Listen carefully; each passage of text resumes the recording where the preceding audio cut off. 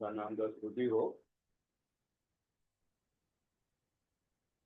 जानता हूँ काफी टाइम से उत्पत्ति से पढ़ाई कर रहा हूँ। आज भी उत्पत्ति से ही कुछ बातें मैं जोड़ना चाहता हूँ। Since we have been studying from the book of Genesis, now I am also drawing your attention to Genesis. We will read chapter 7, the first verse.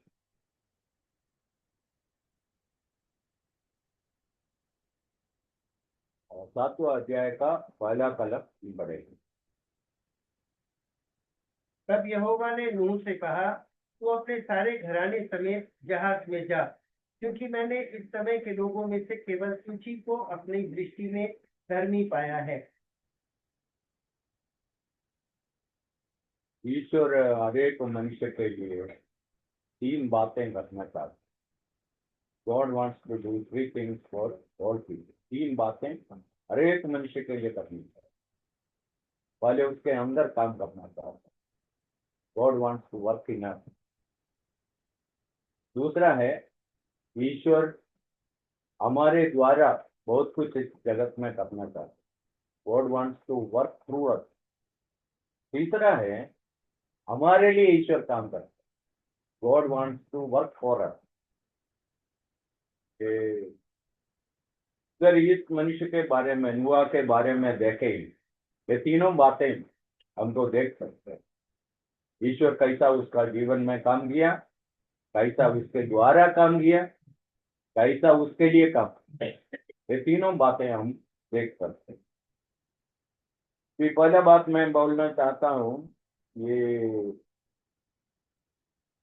6वां अध्याय हम पढ़ेगा तो ईश्वर इस पृथ्वी को देखे ईश्वर का हृदय को बहुत दुख आया। जो 6वां अध्याय उसका 5 से लेके हम 5, 6, 7 पढ़ेंगे और बाद में 12, 13 भी पढ़ेंगे। यहोवा ने देखा कि मनुष्यों की बुराई पृथ्वी पर बढ़ गई है और उनके मन के विचार में जो कुछ उत्पन्न होता है वह निरंतर बुरा ही होता है। और यहोवा पृथ्वी पर मनुष्य को बनाने से पछताया और वह मन में अति खेदित हुआ। तब यहोवा ने कहा, मैं मनुष्य को जिसकी मैंने सृष्टि की है पृथ्वी के ऊपर से मिटा दूंगा। क्या मनुष्य, क्या पशु, क्या रेंगने वाले जंतु, क्या आकाश के पक्षी, सबको मिटा दूंगा, क्योंकि मैं उनके बनाने से पछताया हूँ। और परमेश्वर ने पृथ्वी पर जो दृष्टि की तो क्या देखा कि वह बिगड़ी हुई है, क्योंकि सब प्राणियों ने पृथ्वी पर अपना अपना चाल चलन बिगाड़ लिया था। तब परमेश्वर ने नूह से कहा, सब प्राणियों के अंत करने का प्रश्न मेरे सामने आ गया है, क्योंकि उनके कारण पृथ्वी उपद्रव से भर गई है, इसलिए मैं उनको पृथ्वी समेत नष्ट कर डालूंगा। पृथ्वी शब्द, जगत शब्द बार बार आते हैं। मैं पहले बोलना चाहता हूँ, ये पृथ्वी ईश्वर का पृथ्वी।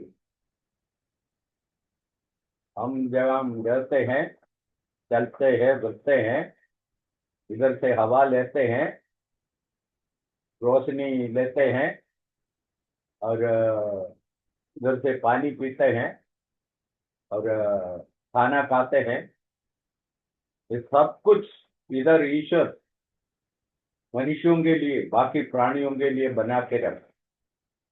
सब कुछ बनाने के बाद ही मनुष्य को बनाया, ताकि मनुष्य पूछना न पड़ा, हमें थोड़ा हवा दो, हमें थोड़ा पानी दो, हमें थोड़ा रोशनी दे दो, ऐसा बोलना नहीं पड़ा।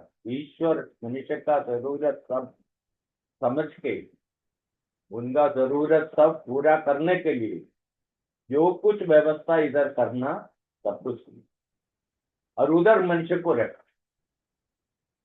और मनुष्य को जब बनाया, ईश्वर का प्रतीक्षा बहुत ज्यादा, गॉड्स एक्सपेक्टेशन ऑफ मैन, मनुष्य के बारे में ईश्वर का प्रतीक्षा बहुत ज्यादा था।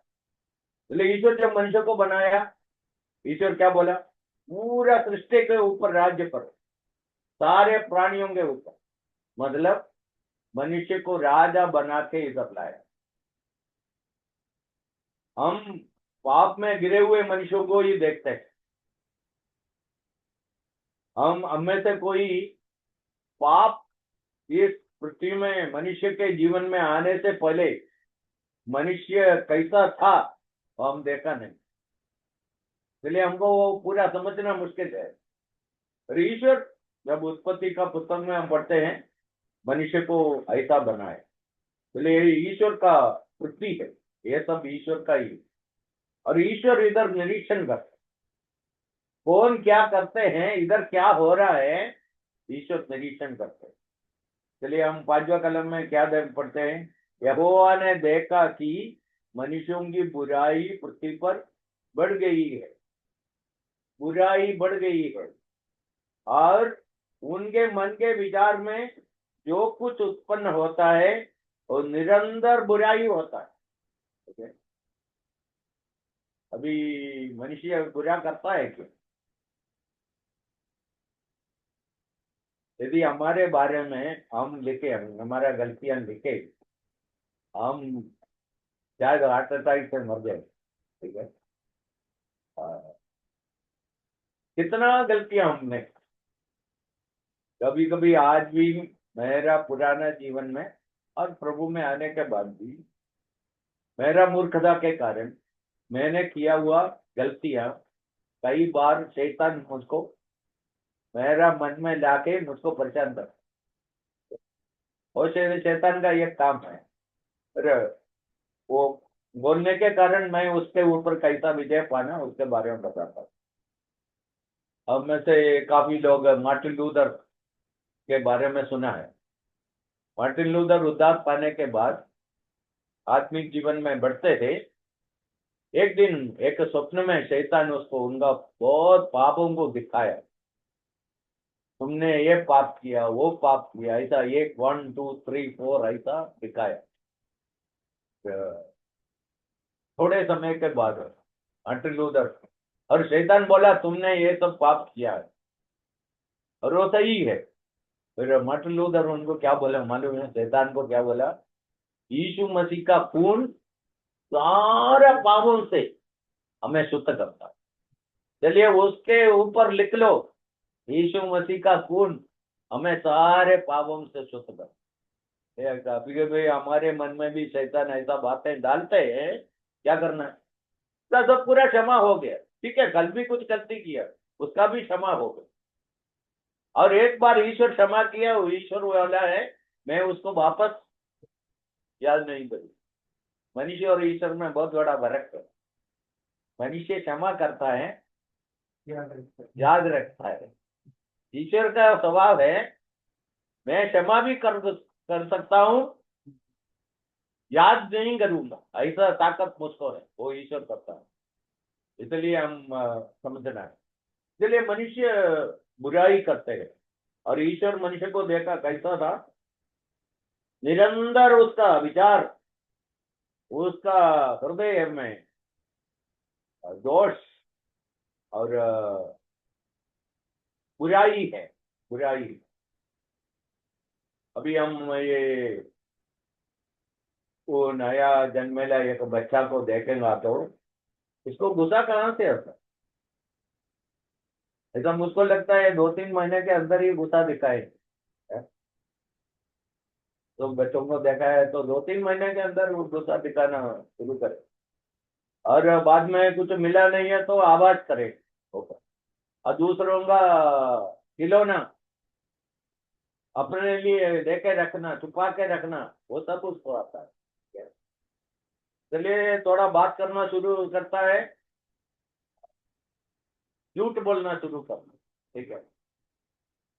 कि जब मैं केरला में था, मेरा वाइफ का मम्मी 94 ईयर्स है, उनका पोते है और उनका बच्चे हो गए। हम सब साथ में गया उनको मिलने के लिए। और उस समय मैं मेरा बड़ी पोती को बोला, अम्मची को बोलो, अब बहुत तंदुरुस्त और बहुत सुंदर है, ऐसा बोलो, ऐसा सेकंड में वो लड़की मुझको क्या बोला मालूम? मेरा पोती मुझको क्या बोला? मैं झूठ नहीं बोलती हूँ। मैं अचंभित हो गया, मैं थोड़ा डर गया। ठीक है, हम कभी कभी ऐसा ही बात करते हैं, वो भी बोलने के लिए तैयार नहीं। कहने का मतलब ये झूठ बोलने का स्वभाव और गुस्सा करने का स्वभाव, वो सब हमारे अंदर है। उसको ये बारे में हमारा माँ बाप को हमें सिखाना नहीं पड़ेगा, वो ऑटोमेटिक आएंगे। और इससे कैसा बाहर आना है, के ऊपर कैसा विजय पाना है, उसके बारे में हमको सिखाना पड़ेगा, हम सबको सीखना पड़ेगा। ओके, चलिए, ईश्वर मनुष्य ईश्वर का प्रति है। ईश्वर इधर पूरा निरीक्षण करते हैं, कौन क्या करते हैं, तब ईश्वर को मालूम। ईश्वर से कुछ भी बातें हम छुपाने के लिए कोशिश नहीं करते। ओके, हमारा जीवन एक खुला हुआ एक पुस्तक के समान है। ईश्वर को मैं क्या हूं, कैसा हूं, अंदर कैसा है, बाहर कैसा है, सब ईश्वर को मालूम। ऐसा ही है कि ईश्वर, इसलिए ईश्वर पूरा मनुष्यों को देखा, ईश्वर को बहुत दुख आया। ईश्वर क्या बोला 6वां कलम में? और यहोवा पृथ्वी पर मनुष्य को बनाने से पछताया और वह मन में अति खेदित हुआ। आदि खेदित हुआ, सारे मनुष्यों को देख के ईश्वर बहुत दुखित हुआ, खेदित। मैं उधर है ना, मेरा पुराना बाइबल में लिखा है what about me. Okay, what about me, मेरा जीवन को देखे ईश्वर को दुख होता है।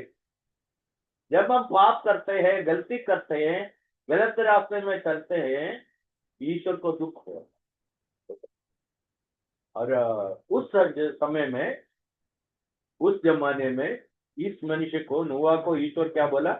7 का पहला कलम का दूसरा पाठ पूरा हम पढ़ेंगे 7:1। तब यहोवा ने कहा, मैं मनुष्य को जिसकी मैंने सृष्टि की है पृथ्वी के ऊपर से मिटा दूंगा।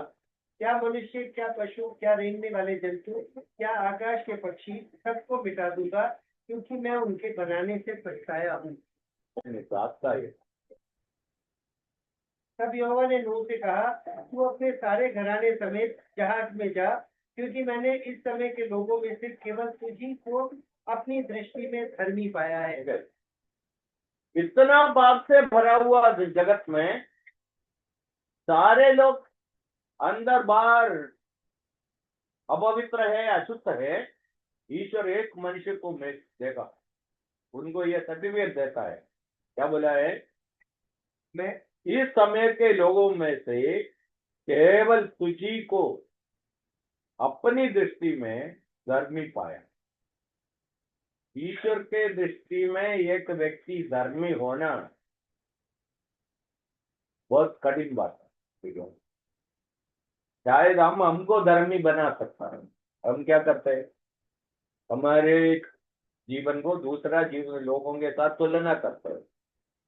मैं अच्छा हूँ, होगा, और मैं कुछ पाप नहीं करता हूँ, और मैं बहुत अच्छा आदमी हूँ। अभी भी एक आदमी बोल रहा था, मैं कुछ पाप नहीं किया। 80 साल दुनिया में जीने के बाद बोल रहा है? ये कौन सा दुनिया में जिया है, पाप नहीं किया तो? इस दुनिया में पाप करने के बिना रहना असंभव है। कोई ऐसा बोलता है तो नहीं हो सकता, बस तुलना करेगा तो फर्क होगा। तुलना करने वालों को सिखाने के लिए मेरे पास एक अच्छा दृष्टांत है। ये 3 बच्चे सोच लो परीक्षा लिख रहा है, तो एक ही उम्र का है, एक ही परीक्षा लिख रहा है। इसको मिला 37 मिला, उसको 38 मिला, उसको 39 मिला। ये 39 वाली को ये इससे 2 मार्क ज्यादा मिल गया, ज्यादा मिला है। फिर वो उनको देख के बोल रहा है, तुम क्या पढ़ रही थी, है, तुम लोग ये क्यों इतना मार्क कम हो गया, ऐसा पूछते हैं। फिर वो वापस उसको क्या पूछेंगे, तुमको 2 मार्क मिलने से क्या फायदा है, तुम भी फेल हो गया, मैं भी फेल हो गया, ये भी फेल। समझ में आया? पास मार्क 40 है, 40 मिला है तो बोलने में कुछ मतलब है, 40 भी कम है तो भी मतलब, वो भी फेल है, अब एक ही लिस्ट में। चलिए, रोमियो का पत्र में पौलुस कहते हैं, सबने पाप किया, सबने परमेश्वर के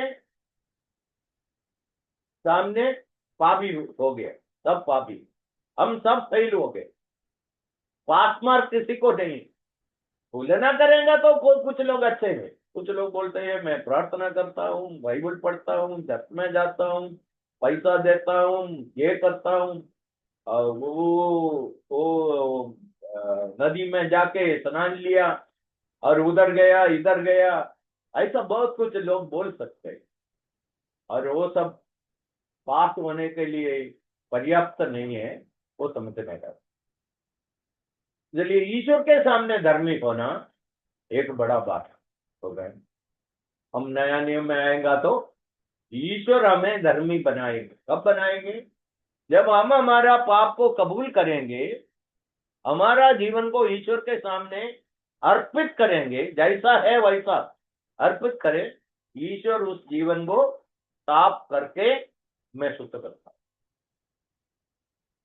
केरला में एक बहुत बड़ा प्रचारक था, उसने एक बार एक दृष्टांत दिया, ये कैसा हो, वो बोला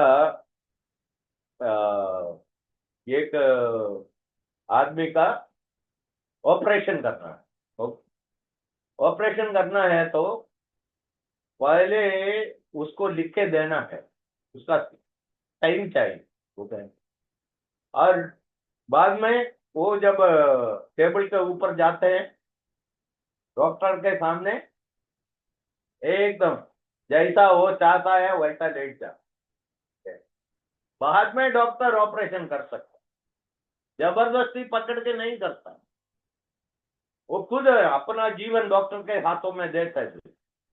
मनुष्यों का प्रॉब्लम क्या है, वो स्वयं ट्रीटमेंट करना चाहते, वो मेरे जैसा मैं ज्यादा डॉक्टर के पास नहीं जाता हूँ, एक कर के लिए, ये काशी तो मेरे लिए कम से कम 50 साल से मेरे साथ है, इसलिए डॉक्टर के पास जाके क्या दवा देता है मुझको मालूम है, इसलिए मैं उधर मेडिकल शॉप में जाके वही खरीद के, जैसा पहले का प्रिस्क्रिप्शन है, कभी कभी लोग बोलते हैं वो अच्छा नहीं है, ऐसा करना बोलते फायदा होता है, ठीक है, मिट जाता। इसलिए कहने का अर्थ ये है, एक व्यक्ति को बचना है, ईश्वर उसका पाप को निवारण करना है, उसको ठीक करना है, स्वयं ईश्वर के सामने कबूल करना है, समर्पित करना है, मैं पापी हूं, मेरा धार्मिकता से मैं स्वर्ग में पहुंच नहीं सकता हूं, मैं भी पापी इंसान हूं, मुझको बचना है, मेरा जीवन को ले लो, इसको अच्छा बनाओ, इसको शुद्ध करो, इसको इसमें धार्मिकता लाओ, ऐसा बोलेगा तो ही ईश्वर करेगा। ओके, नुआ के साथ ईश्वर कैसा किया, हम 1-2 कलम 6वां अध्याय से पढ़ेंगे, 8वां कलम, 6 का 8। परंतु यहोवा के अनुग्रह की दृष्टि मुंह पर बनी रही। ओके, अनुग्रह का दृष्टि,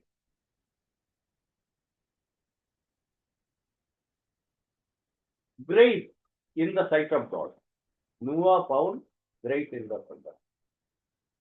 ये अनुग्रह का अर्थ क्या है, समझना, अनुग्रह शब्द बाइबल में बहुत महत्वपूर्ण शब्द है। अनुग्रह का अर्थ यह है, हम जो बात के लिए योग्य नहीं है वो ईश्वर हमको देता, हम पाने के लिए लायक नहीं है वो ईश्वर हमको देता, ये है अनुग्रह का, कृपा का, ग्रेस का। और नया नियम में हम आएगा तो हम अनुग्रही से बचत कर गया, we are saved by grace, थोड़ा पढ़िए। एफेसियों का पत्री 2 अध्याय 8वां पद।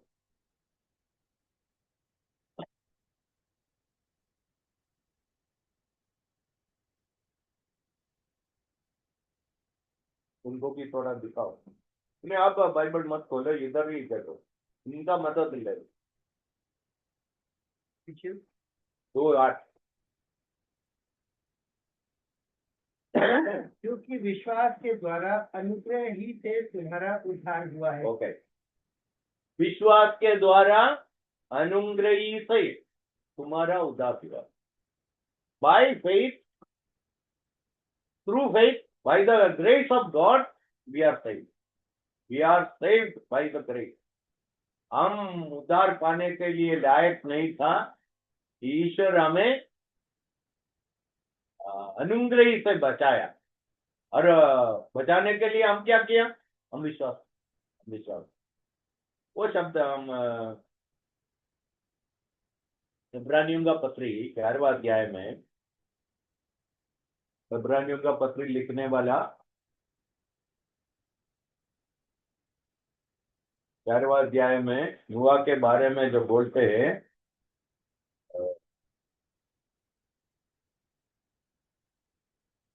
7वां कलम। विश्वास ही से नूह ने उन बातों के विषय में जो उस समय दिखाई न पड़ती थी चेतावनी पाकर भक्ति के साथ अपने घराने को के बचाव के लिए जहाज बनाया। ओके, पहला बात अनुग्रह हुआ, दूसरा बात विश्वास किया। देखो, बाकी लोग तो विश्वास करने के लिए तैयार नहीं था, एक आदमी विश्वास करने के लिए तैयार हुआ। अभी है ना, बहुत परिवारों में देखेंगे तो आप तो देख सकते हैं, 15 साल हमारे घर में एक ही विश्वासी था, वो मेरा पिताजी। बाद में मैं विश्वास में आया।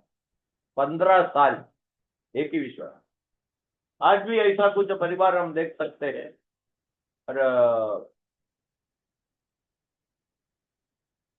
अकेला विश्वासी, चाहे माँ बाप विश्वास में है, बच्चे नहीं, बच्चे विश्वास में है, माँ बाप नहीं। कल एक भाई मुझको बोल रहा था, दिल्ली में एक परिवार को मिलके आया, उधर 5 जन है घर में, माँ और 2 लड़कियां विश्वास में, बाप और बेटा विश्वास में। फिर भी उन लोग मीटिंग में जाने के लिए सब परमिशन दिया है, जाते हैं। फिर बाप और बेटा ये सब मानने के लिए तैयार नहीं, इसलिए ये सब होगा। आज भी वर्तमान में भी ऐसा बहुत परिवारों में है, शायद एक ही विश्वासी है, कभी कभी 2 विश्वासी है, और पूरा परिवार विश्वास में है, तो बहुत बड़ा सौभाग्य का बात है। मैं ऐसा लोगों को कई बार बोलता हूँ, स्वर्ग देखना है तो इधर बैठ के स्वर्ग देखना है तो कहाँ जाने का? अच्छा, एक मसीह परिवार में जाए, अच्छा वो है तो सब समर्पित है, सब सच्चे दिल से हृदय से यीशु को प्रेम करते हैं, उस घर में जाके आप रहो। मेरा आत्मिक जीवन का शुरुआत में मैं ऐसा कुछ घरों में रहा, और वो घर से निकलते समय में मैं ऐसा प्रार्थना करके निकला, मैं चाहता हूं मेरा परिवार भी ऐसा एक परिवार हो। तो बहुत बड़ा सौभाग्य का बात है। पर कभी कभी क्या होता है, अकेला विश्वास के लिए लड़ना पड़ता है, अकेला विश्वासी होकर रहना पड़ता है, वो बहुत बड़ा तकलीफ का बात। चलिए दूसरा बात नुआ के बारे में पढ़ते हैं। नुआ विश्वास, और कई बार मैं ये बताया, सुनना और विश्वास करना, और जानना और विश्वास करना, जानना और प्रभु को स्वीकार करना, इसमें बहुत अंतर है। प्रभु को हम धीमे से जानते हैं, धीमे से, टाइम लगेगा, ओके। और जब प्रभु कौन है, ये प्रभु मेरे लिए क्या करेंगे, इस प्रभु का क्या जरूरत है, क्या आवश्यकता मेरे जीवन में है, समझने के बाद प्रभु को जीवन में अंगीकार कर। पहले समझना यीशु यीशु कौन है। इनको पाने से, स्वीकार करने से क्या मिलेगा? इस यीशु मेरे लिए क्या करेगा? इधर आप में से किसी को डाउट है तो मैं बोलना चाहता हूं, सबसे पहले यीशु हमारा पापों को क्षमा करके हमें स्वर्ग लेके जाना है। बाद में जैसा मैं बोला, हमारे द्वारा प्रभु इधर बहुत कुछ काम करने वाला, हमारे लिए बहुत कुछ काम करने वाला, वो तो प्रभु दी में से करे। पहले हमारे अंदर काम करना चाहता है, हमारा जीवन को बदलना चाहते हैं, हमें एक धर्मी मनुष्य बनाना चाहते हैं, हमारा पाप को क्षमा देना चाहता है। ये ईश्वर का सबसे पहला काम, उसके लिए हमको विश्वास करना है। उसी कलम में 11 में हम साथ में पढ़ते हैं, ईश्वर से विश्वास करने के बाद चेतावनी पाकर भक्ति के साथ अपने घराने के बचाव के लिए जहाज बनाया, भक्ति के साथ जिया। ठीक है, विश्वास में आना, भक्ति के साथ जीना, ओके, दोनों अलग बात है। बहुत भक्ति के साथ, जब भक्ति के साथ जीवन बिताया काफी साल, कम से कम 100 साल, 500 साल में ईश्वर के साथ मुलाकात हुआ और 600 साल में जहाज बनाया और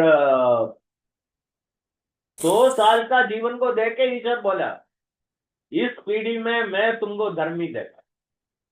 एक दो दिन का जीवन के बारे में नहीं, ठीक है, एक धर्मी बन जाना और धर्मी का जीवन जीना, इसमें भी बहुत अंतर।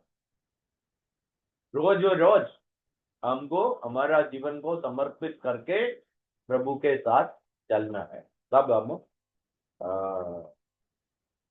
भक्ति का जीवन, भक्ति के साथ जीवन बिताए। ओके, अभी हम वापस उत्पत्ति में आएंगे।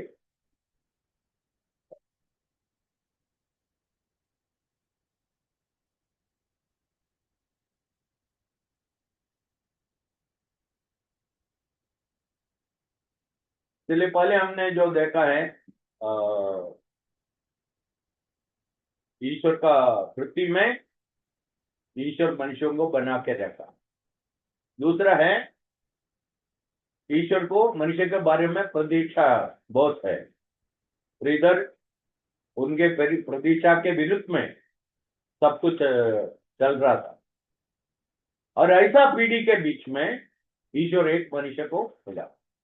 हम इनको बोल सकता है गॉड्स मैन, ईश्वर का मनुष्य, ईश्वर का मनुष्य, गॉड मैन नहीं है, ईश्वर का मनुष्य। ओके, और ईश्वर का मनुष्यों को ईश्वर देखना चाहता, जिनके जीवन में ईश्वर का काम हुआ, ईश्वर को सच्चे दिल से प्रेम करते हैं, ईश्वर उनके लिए सबसे बड़ा है, ऐसा व्यक्ति एक भक्त है। ओके, फिर तीसरा बात मैं बोलना चाहता हूँ, नूह का परिवार। ओके, और केवल उनका विश्वास उनके लिए नहीं था, उनका परिवार को भी विश्वास में लाए। हम उसके बारे में पढ़ते हैं 7वां अध्याय में, ईश्वर उनको आज्ञा देता है, तुम पूरा परिवार के साथ जहाज के अंदर चले जाओ। Thank you. 6:18, परंतु तेरे संग मैं वाचा बांधता हूँ, इसलिए तू अपने पुत्रों, स्त्री और बहुओं समेत जहाज में प्रवेश करना। ओके, उनका फैमिली। अभी हम नूह के बारे में यहूदा का पत्री में पढ़ते हैं, धर्मी का प्रचारक, लोगों को बताता था उद्धार पाना है, उद्धार पाना है, नाश नहीं होना है, प्रलय होने वाला है, ईश्वर तुम्हारे पाप के ऊपर क्रोध लाने वाला है, दंड होने वाला है, बच जाओ बच जाओ, ऐसा बोलता है। कोई मानने के लिए तैयार नहीं।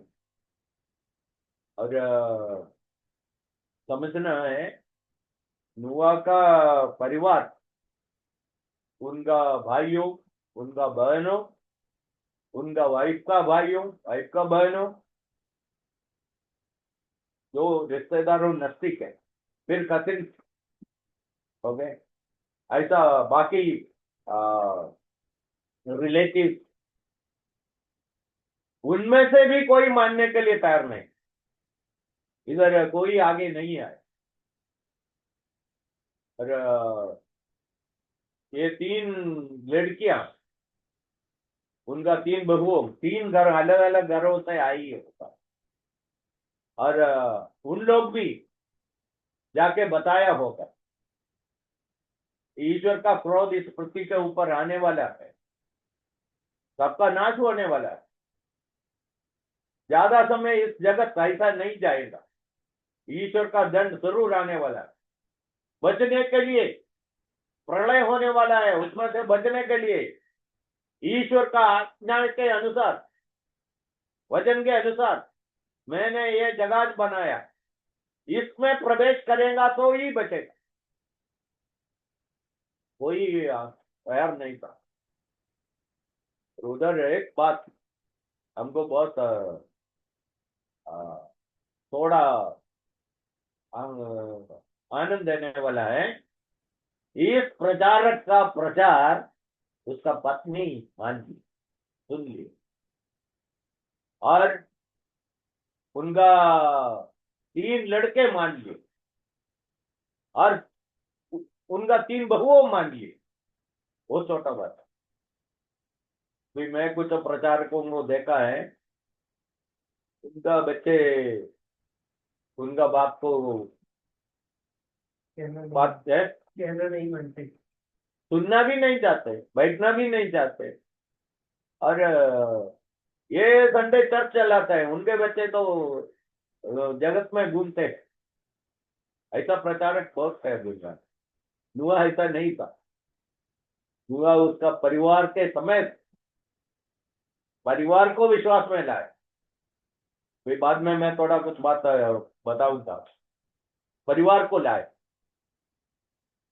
यहोशुआ को हम याद करने का ये एक स्टेटमेंट है बाइबल में। यहोशुआ बोल के ये आदमी को याद करने के पीछे एक स्टेटमेंट उसने बोला। What is that statement? I and my family will serve the Lord. मैं परिवार के समेत, मेरे परिवार के साथ सेवा करूंगा। तुम्हारे बारे में तुम सोचो, ऐसा नहीं बोला तब आओ हम सब मिलकर ईश्वर का सेवा करें। तो उनको मालूम है अभी तुम तुम्हारे लिए डिसाइड करो। हमारा डिसीजन हो गया, हमारा निर्णय हो गया, हम ईश्वर का ही सेवा करें। तुम करो ना करो तो अलग बात है। मैं करने के लिए तैयार हूं, मैं और मेरा परिवार होगा। यदि एक भक्त को इतना बोल सकता है, वो छोटा बात है। ओके, कम से कम उनका परिवार उनका बातों को माना, वो तो बहुत बड़ा बात। ठीक है, कभी कभी समय लेगा, ऐसा मत सोचना। कोशिश करते ही रहना, प्रार्थना करते ही रहना, और एक दिन परिवार भी विश्वास में आए उसके लिए। ठीक है, अभी उनका परिवार, इस आदमी का पूरा परिवार विश्वास में आया। जब एक दिल्ली में एक भाई है, तमिलनाडु का है, राजकुमार उसका नाम है, मैं बताया था। वो उनका साक्षी में बोला, वो विश्वास में आने के बाद ये सब समझना उनका वाइफ के लिए बहुत कठिन था, क्योंकि वो ब्राह्मण परिवार से आती है। और अभी एक दिन उसका पति जाके उसको बोल रहा है, मैं यीशु को स्वीकार किया, यीशु ही है उद्धार करता, दूसरा उद्धार करता नहीं है, तुम भी उन पर विश्वास करो। ऐसा मानने के लिए तैयार रहे। समय लिया, बहुत समय लिया। फिर बाद में वो विश्वास में आई, और हम लोग दिल्ली में रह के सेवा कर रहा था। ठीक है, फैमिली बहुत इंपॉर्टेंट है। और 14 बात है, यहोवा उनको बोला एक जगह बनाओ। ओके, तुम एक जगह बनाओ, और सारे प्राणियों से, और जो लोग आने के लिए तैयार है, अ, उनको उसके अंदर जाने को दो।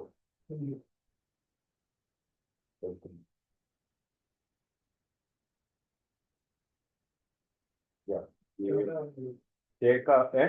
14 और 19। हाँ, तो इसमें तू गोपेर वृक्ष की लकड़ी का एक जहाज बना ले, उसमें कोठरियां बनाना और भीतर बाहर उस पर राल लगाना। इस ढंग से तू इसको बनाना। और 16 में है 3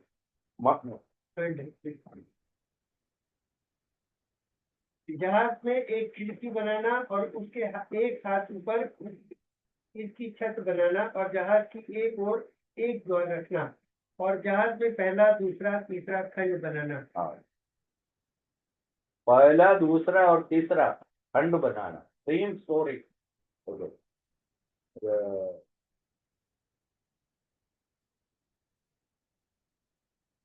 14 का आज में। ओके, ये जगह बनाने का काम उसको दिया। अभी बाइबल पढ़ेगा तो एक सत्य हमको मालूम है, जहां जहां ईश्वर मनुष्यों को न्याय किया, उससे पहले उनको बचाने का रास्ता दिखाया। पहला बात उदाहरण इधर है, पूरा जगत के ऊपर ईश्वर का न्याय होने वाला है, प्रलय के द्वारा दंड होने वाला है। और उससे पहले ईश्वर बोला एक जगह बनाओ, और ये दंड से बचना है तो, प्रलय से बचना है तो वो जगह के अंदर जाना है। जगह बनाने के बाद और उनको अंदर जाने का मौका देने के बाद ईश्वर दंड भेजते हैं। बाद में हम देखते हैं लोथ सोदोम में जाके रहा। सोदोम में पाप इतना बढ़ गया, और ईश्वर चाहता था सोदोम को नाश करना था, और लोथ को और उसका परिवार को पहले सोदोम से बाहर निकाला। उन लोग बाहर आ गया, ईश्वर का दंड उधर आ गया। जरा हम योशुआ के टाइम में पढ़ते हैं, एरियो को नाश करना चाहता, वैसा दूसरा एक शहर था, उधर भी पाप बढ़ गए। और उस शहर के अंदर क्या नाम, राहाब, राहाब बोल के एक स्त्री, सच्चे ईश्वर के बारे में सुना और मान लिया और विश्वास किया, और उनका परिवारों को वो सब बोल दिया ये शहर नाश होने वाला है, इधर से बचना है तो हम इस ईश्वर को पकड़ना है, इन पर विश्वास करना है। उन लोग विश्वास, और उस शहर को नाश करने से पहले राघव और उसका पूरा परिवार को बाहर ला, पूरे शहर को नाश।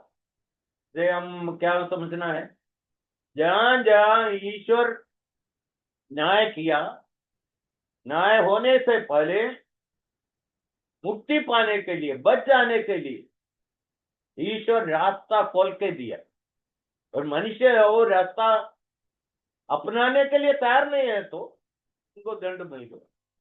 वो ईश्वर के ऊपर कुछ दोष लगा नहीं सकता है, ऐसा ईश्वर है। इसलिए ईश्वर इधर जगह बनाया, और बोला इस जगह के अंदर प्रवेश करके तुम आने वाला क्रोध से बचना है। और नया नियम में हम आए, यीशु मसीह हमारे लिए ये जगह के जैसा है। जो यीशु मसीह में प्रवेश करते, मतलब यीशु के हाथों में जीवन देते, वो बच जाता। आने वाला क्रोध से, नाश से, नरक से बचने के लिए ईश्वर बनाया हुआ मार्ग है यीशु मसीह का बलिदान। यीशु हमारे लिए बलिदान हो गया, यीशु हमारे लिए मुक्तिदाता बन गया।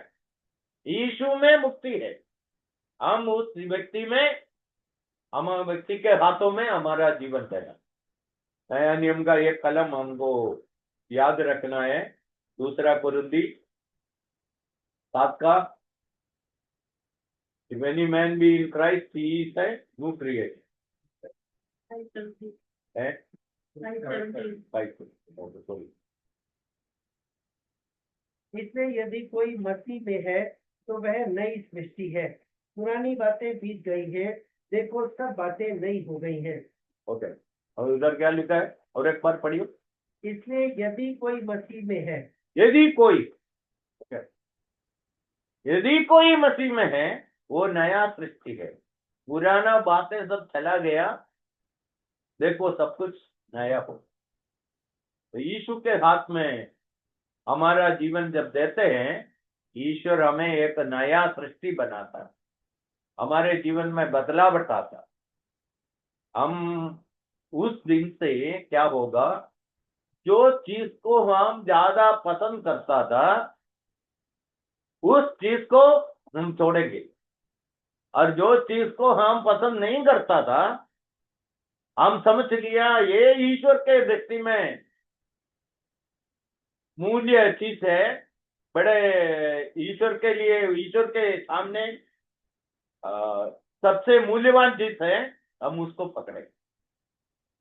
ये मैं मेरा जीवन से बोलता हूं, और मैं प्रभु को स्वीकार करने तक ये बाइबल का कुछ महत्व मुझको मालूम नहीं था, इसको कुछ महत्व मैं नहीं दिया, और मैं ऐसा ये इसके बारे में प्रचार करते हैं, उधर ज्यादा जाना नहीं चाहता था, ऐसे लोगों से भी दूर रहता था, ऐसा सब था।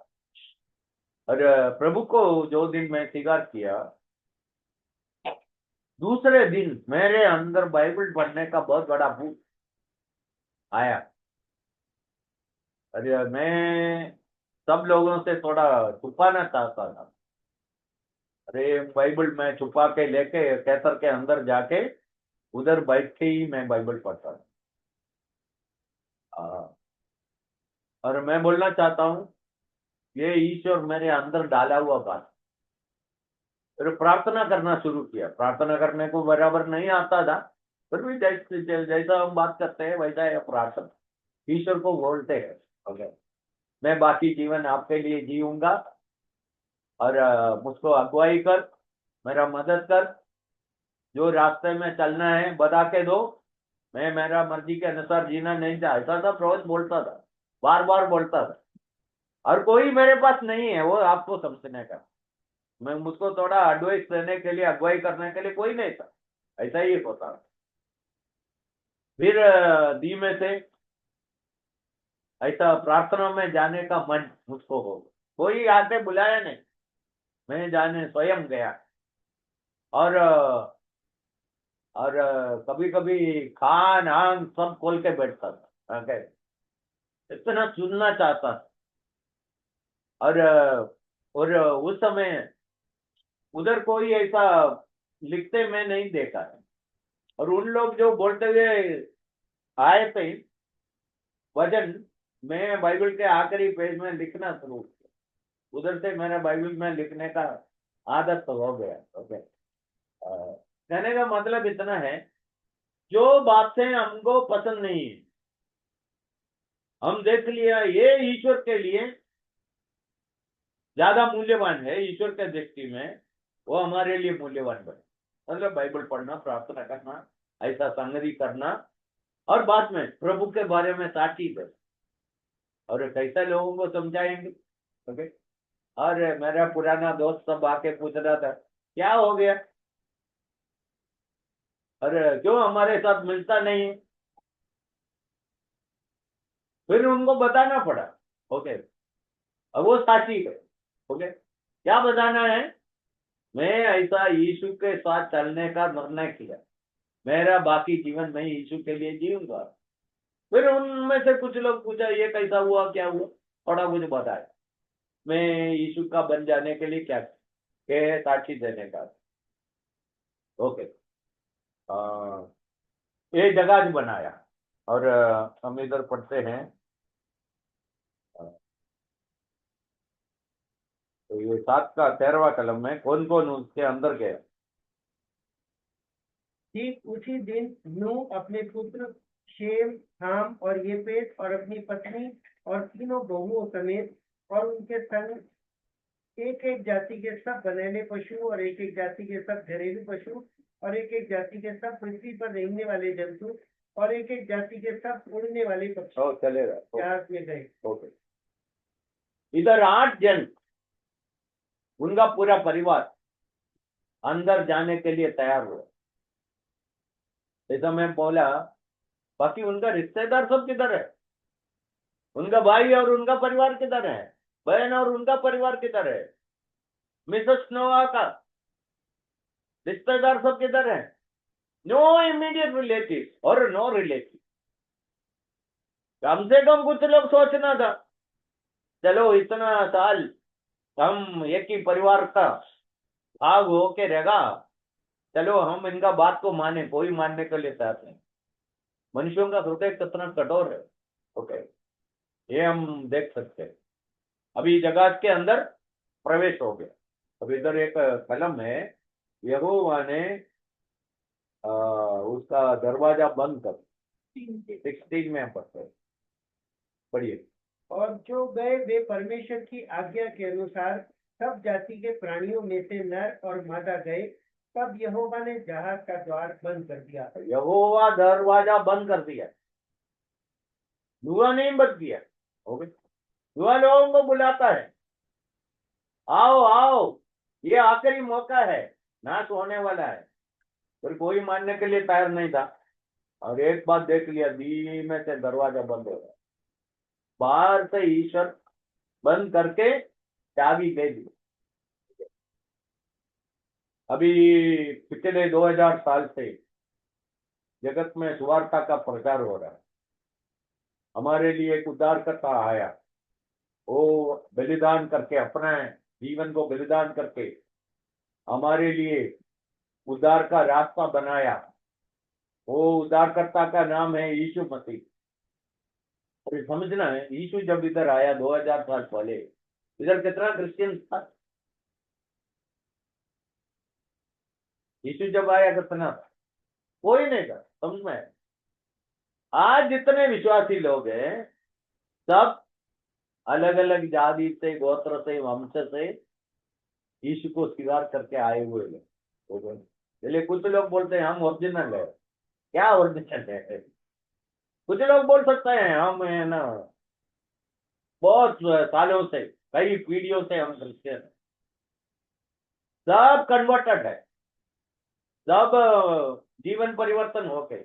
धर्म परिवर्तन नहीं है, जीवन परिवर्तन। ये आपको समझने का, जीवन परिवर्तन और धर्म परिवर्तन। हम धर्म परिवर्तन नहीं करते। हम किसी का धर्म परिवर्तन करना भी, देखो, वो उधर से नाच में जाने वाला, नरक में जाने वाले आदमी को पकड़ के इधर लेके उसको वापस नरक में भेजने में क्या मतलब?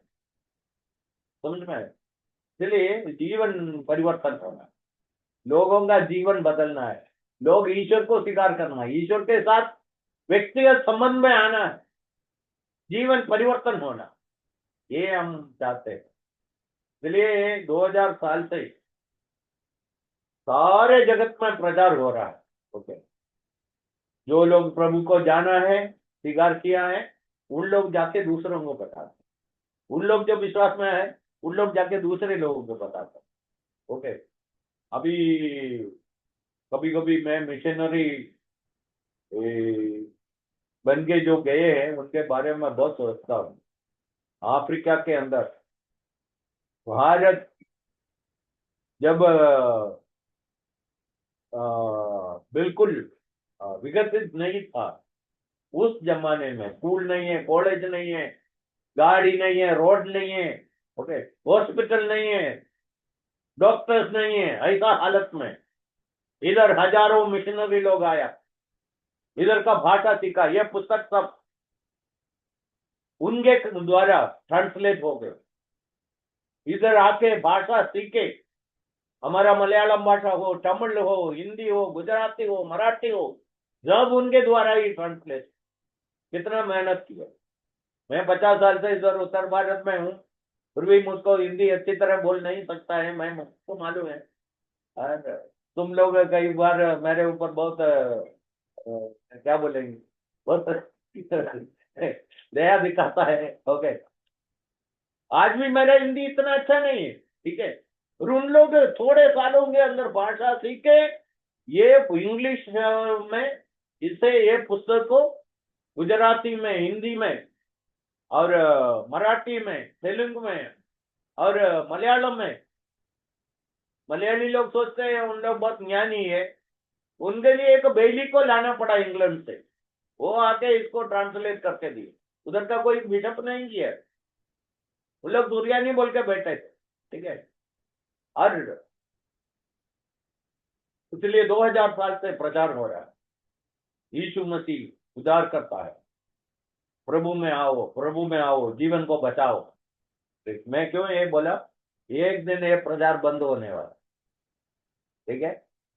आखिरी विश्वासी जब विश्वास में आएंगे, ये प्रचार बंद हो जाएंगे, प्रभु का लोग इधर से चले जाए। यीशु वायदा करके गया, मैं तुम्हारे लिए जगह तैयार करने के लिए जा रहा हूँ, और जगह जब तैयार करना पूरा हो जाएंगे, मैं वापस आके जहाँ मैं हूँ वहां तुमको भी ले जाऊंगा। ये यीशु का वायदा है, ये बहुत जल्दी पूरा होने वाला है। अभी आखिरी में मैं ये जगह को थोड़ा आपके सामने लाना चाहता हूँ।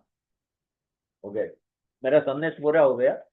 भी जगह को हम हमारा मनोदृष्टि में, मनोदर्पण में थोड़ा देखेंगे। ओके, और ये जगह के अंदर 8 है, और बाहर बाकी सब है।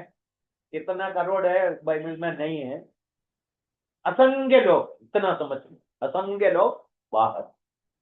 अभी एक सवाल दुनिया में होते हैं, मेजोरिटी इज राइट और माइनॉरिटी इज राइट।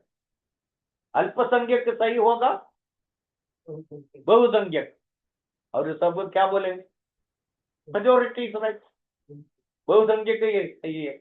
इधर कौन सही है, कौन गलत है, अल्पसंख्यक। Okay. ईश्वर के लिए संख्या बहुत बड़ा चीज नहीं है, ईश्वर के लिए बहुत बड़ा चीज, एक मनुष्य के द्वारा ईश्वर ये पूरा काम किया, एक मनुष्य के द्वारा। और इधर 8 जन अंदर, बाकी सब बाहर। अभी अंदर इन लोग जिंदा है, बाहर क्या हो रहा है, डूब के मर रहा है, एक एक डूब के मर रहा है। ओके, मरण, अंदर जीवन, बाहर मरण। अंदर आनंद, हम बाकी लोगों के साथ हम भी डूबने वाला था, हम आखिरी में ये निर्णय किया, हम जगह के अंदर जाएंगे। युवा का बच्चा एक दूसरे को क्या बोला, अच्छा हो गया, आनंद भरा है, हाँ? ईश्वर को धन्यवाद दे रहा है, ठीक है। और बाहर लोग रो रहा है, अंदर खुशी मना रहा है। देखो, शायद आज, शायद नहीं है, आज लोग नहीं समझते सच में विश्वासी कौन है, विश्वासी बनने का अर्थ क्या है। एक दिन इस जगत को मालूम पड़ेगा। इसलिए हम यीशु के बारे में जाना, यीशु एक ही मुक्तिदाता है, यीशु ही बचाने वाला है, यीशु के द्वारा ही उद्धार है, ये हम समझ के हमारा जीवन इस मुक्तिदाता के हाथ में दे दिया, उनको हम हमारा प्रभु और उद्धारकर्ता तरीके स्वीकार किया, हम बच गए। उस दिन मैं इतना ही किया, मैं बोला प्रभु मैं पापी हूं, मैं बचना चाहता हूं, मेरा पाप के साथ नाश में जाना नहीं चाहता हूं, मेरे ऊपर दया कर, ऐसा बोल के मेरा जीवन प्रभु के हाथों में दिया। विरोध में मैं बोला, ईश्वर 3 बातें हर मनुष्य के लिए कर रहा है। उस दिन से देखेगा तो पहले ईश्वर मेरे अंदर काम किया, वो आज भी चालू है, पर ईश्वर मेरे द्वारा काम करता है। 3 में से मैं यीशु के बारे में साक्षी देना शुरू, ठीक है। तीसरा बात, यीशु मेरे लिए काम करना शुरू, ठीक है। और ईश्वर को मैं बहुत धन्यवाद देता हूँ। और वो हमारे शत्रुओं के सामने हमारे लिए मैस बचाने वाला, ऐसा एक ईश्वर है, चमत्कार करने वाला ईश्वर है, सोचने से बढ़कर, समझने से बाहर हमारे लिए काम कर सकते हुए प्रभु। चलिए नूह के जीवन में हम देखें, ये तीनों बातें हम देख सकते हैं। ईश्वर कैसा उसके अंदर काम किया, उसका जीवन को कैसा बदल दिया, उनके ऊपर कैसा कृपा दिखाया, विश्वास में लाया, और बाद में उसके द्वारा ईश्वर काम किया। बाद में ईश्वर उनके लिए भी काम किया। ये काम ईश्वर हर मनुष्य के लिए करना चाहता है। हमारा प्रभु कितना महान है, उनका नाम का महिमा। चलिए हम